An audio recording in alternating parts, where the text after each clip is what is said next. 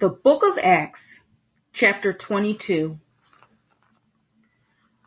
Brethren and fathers, hear my defense before you now. And when they heard that he spoke to them in the Hebrew language, they kept all the more silent.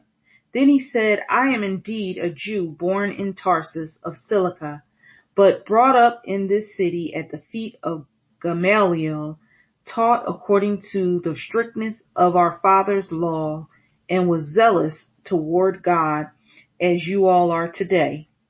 I persecuted this way to the death, binding and delivering into prison both men and women, as also the high priest bears me witness, and all the council of the elders, from whom I also received letters to the brethren, and went to Damascus to bring in chains even those who were there to Jerusalem to be punished.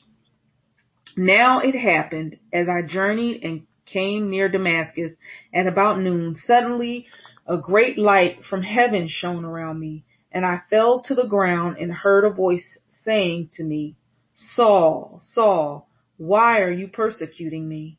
So I answered, Who are you, Lord? And he said to me, I am Jesus of Nazareth, whom you are persecuting.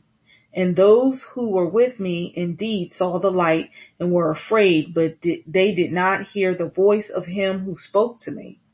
So I said, What shall I do, Lord? And the Lord said to me, Arise and go into Damascus, and there you will be told all things which are appointed for you to do.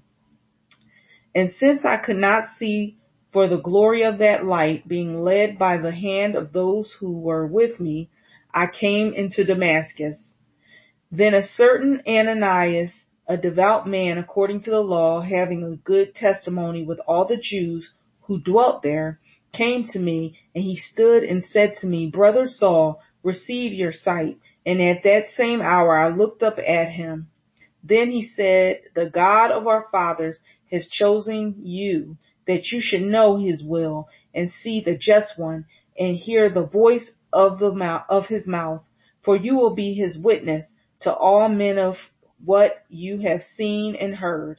And now, why are you waiting? Arise and be baptized, and wash away your sins, calling on the name of the Lord. Now it happened, when I returned to Jerusalem and was praying in the temple, that I was in a trance, and saw him saying to me, Make haste and get out of Jerusalem quickly, for they will not receive your testimony concerning me. So I said, Lord, they know that in every synagogue I imprisoned and beat those who believe in you. And when the blood of your martyr Stephen was shed, I also was standing by consenting to his death and guarding the clothes of those who were killing him. Then he said to me, Depart, for I will send you far from here to the Gentiles. Paul's Roman citizenship. And they listened to him until this word, and then they raised their voices and said, Away with such a fellow from the earth, for he is not fit to live.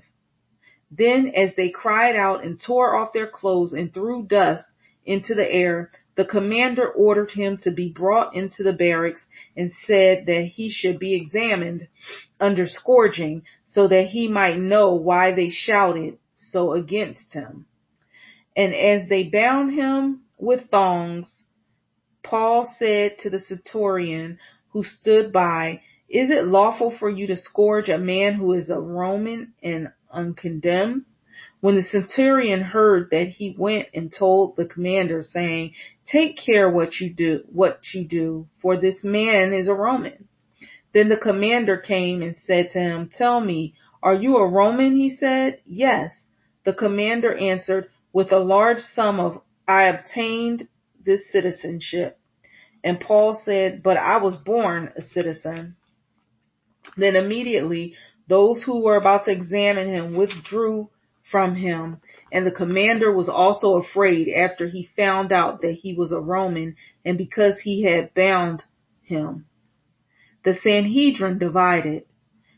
The next day, because he wanted to know for certain why he was accused by the Jews, he released him from his bonds and commanded the chief priests and all their council to appear, and brought Paul down and set him before them.